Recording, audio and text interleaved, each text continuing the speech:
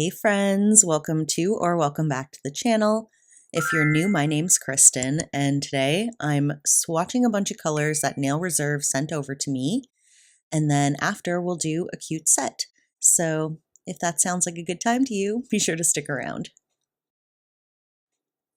I did not pick these colors myself, but I loved everything that they sent me, starting with this first color called Meteor.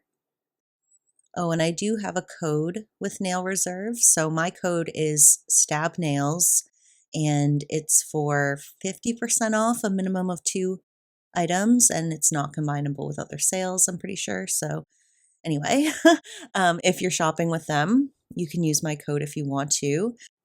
And I'm starting to feel like I would highly recommend Nail Reserve. I was so happy with the quality and the colors. And I do want to talk about just how good this company is at curating colors. Oh, this next one is called Hottie Me. I'll keep putting the names up just in case I talk through it, but so many companies are like good at putting out products, but not good at actually picking good colors or coming up with colors that are both unique and fresh and just kind of like suit like the type of colors that I would gravitate towards. So whoever's on the team curating these colors, like big round of applause for them because they're doing good. They understand color and they're making beautiful polishes. Because I like think about it. I don't want to like throw other brands under the bus, but there's a brand I'm thinking of that like is so bad with their color curation. I'm always like, who is coming up with these color schemes? And like, why is this color the exact same as this one? And like, anyway. And then there's like another brand that I like that every time I buy one of their polishes, the color's just like not quite, I find it to be just like not quite unique enough or what for whatever reason. And Nail Reserve is really scratching that itch for me to have like these really like, I feel like calling them high-end polishes just because the way that they do their colors is so mature, in my opinion. Whereas some brands feel very immature when they're curating collections or colors. So that's like a pretty big compliment coming from me to Nail Reserve. I usually don't gush about brands, even though I do like appreciate them sending me stuff, but it's kind of hard to impress me. And I do find the formula a little gloopy at times, but still really like good performing. And some of them do have a bubblegum smell, which I don't really mind anymore. It bothered me the first time I got their products, but now I'm getting used to it. And it doesn't bother me nearly as much, and not all of the shades have that smell. Next is Quartz Rose. This is a very pale, I want to call it a pale pink, but it does lean a little bit into the mauve territory. Like I said, I feel like these are complex colors. Like this has a very unique feel to it. And I'm going to be using this in an upcoming set, I'm pretty sure, because I wanted to do a rose quartz themed set. And since polish is basically called that same thing, I figure let's use it. Oh, and I was really hoping that this color would be a good replacement for my Amelie polish, which is like my favorite pale pink, but it is not quite the same undertone. So anyway, the last one I'm swatching is my favorite. I definitely kept the best for the end. This one's called Breaking News, and I flippin' love it. I don't know, like I wouldn't call it lavender and I wouldn't call it periwinkle, but it's somewhere in between those two, and it's so gorgeous. Actually, I was briefly wearing this color on my other hand in my last video, if you caught a very quick glimpse of that at the end of the video, because I just wanted to use this color right away, and I'm still feeling so drawn towards it. And then lastly, they sent me their The No Wipe top coat. And you might think all top coats are the same, but they're really not. There's usually quite a big difference in terms of texture, spreadability, and smell. I don't remember a smell on this one. It did have like a good glidiness to it. It's on the thinner side of consistency. In terms of comparing it to other top coats, it reminded me the most of the Model 1's top coat, which is on the thinner side and has good glideability. And yeah, it's a little thinner than my Tickled Pinque one that I normally use, and it's definitely way thinner than the LGN Pro one that I've been experimenting with. So yeah, and then I did the no wipe top coat on all of them. Let's look at these two nudie mauve colors together just to get an idea of like, they're similar but different. Like they live in the same color family, but they're definitely different enough to be their own individual colors, you know? There's the nude, there's the pink. Actually don't really like those two colors together. Actually don't really like how I'm organizing these together at all. I think I could have done better. But yeah, this is kind of just like an overview of all the colors that they sent me, which are all so beautiful in their own right. And I just wanted to quickly compare them to the colors they sent me last time. So the nude is definitely lighter than the nudes they sent over last. Excellent. It's so good to have a good range. And they sent me a gray last time too. Another beautiful gray. Oh, I'm so happy having all these gorgeous gray colors. But let's move into making a set. I found 3 colors that look amazing together, and they really match the theme of this teddy bear sticker sheet. So we're going to do a set kind of inspired by a set I kind of quickly pulled together last week. Again, it was kind of glimpsed in last week's video. But this time, instead of using just this beautiful purple color, I'm going to be using all of these pastel-y tones and kind of swiping them all over the nail. And I am like wiping off the brush like before I put them back in, by the way.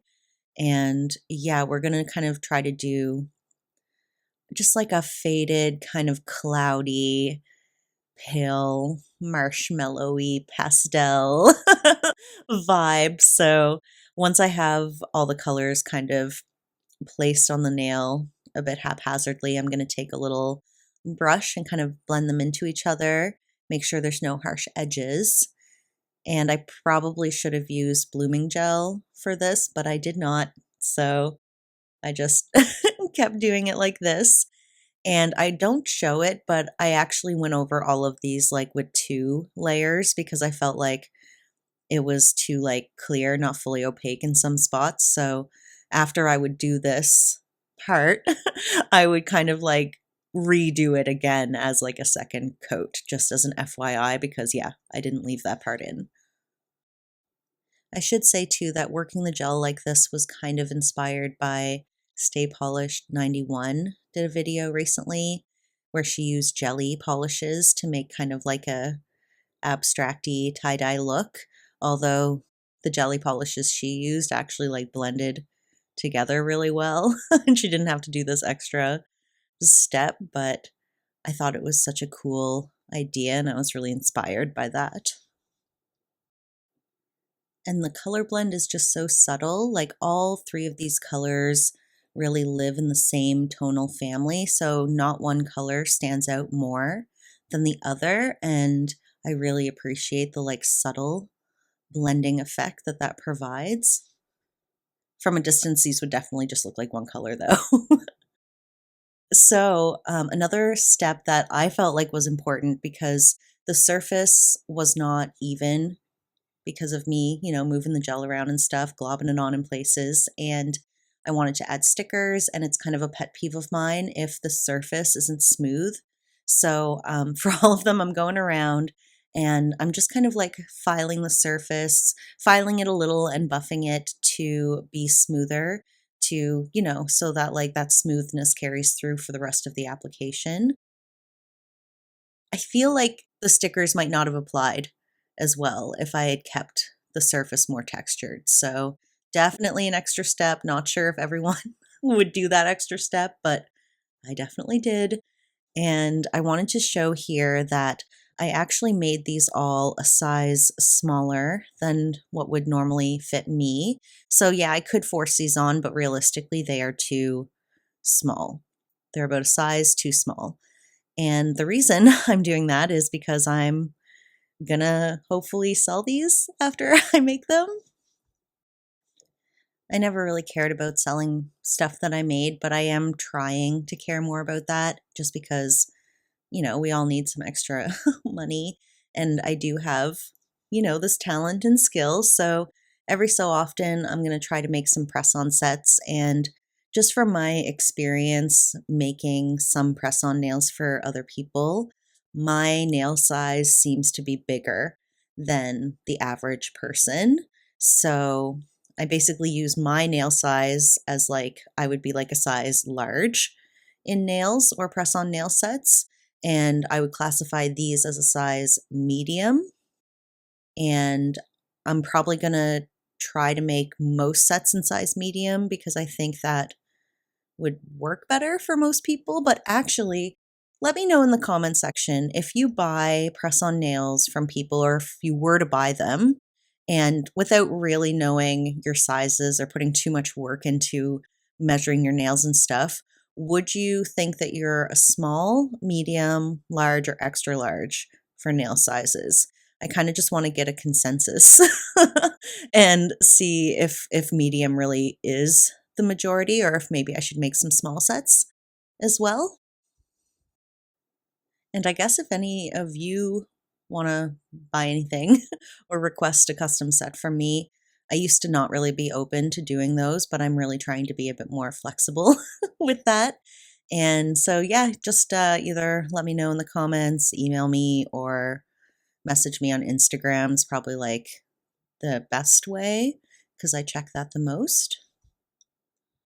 And I was recently thinking that it would be cool to take some of my more, artsy sets that aren't really practical and wearable and try to simplify them into a more wearable everyday set that people could like buy. So, like this set in particular really reminded me of my Doodle Bear nails from a while ago. And then I was also thinking, oh, I could totally make a set of Doodle Bear nails press-ons that's like the same kind of techniques that I use, but like a shorter set, like more simplified, not as chaotic. And that could be kind of cute. Anyway, I forgot to mention that I got these stickers from my e-nail couture haul from a little while ago. And the color of those teddies is just so perfect. I love the whole vibe of this set. And because I wasn't making it for me, I'm making it for some random person, hopefully. I used gold charms, which I never do for myself. So that's like so fun because I do have lots of gold charms and I want to use them, I'm going to finish this set by using the No Wipe top from Nail Reserve, of course. And yeah, it worked really well. No complaints whatsoever. Super easy to apply. I don't recall it having any sort of strong smell, and it cured just perfectly. Okay, I'm creeping in with the finished set. A little bit different today because they're actually not on my fingers, but here they are all arranged inside a little case. I actually have the pointer and ring finger mixed up, but I fix that later. And yeah, I think they look super cute. Love the vibe. They definitely look like a set of nails that like I would buy. So definitely let me know your thoughts about this set and your thoughts about Nail Reserve and just any thoughts at all. You can let me know or just say hi. I'm so happy to have you all here. And yeah, if you made it to the end, thank you so much. You're the best. And I'll see you all in the next one. Bye.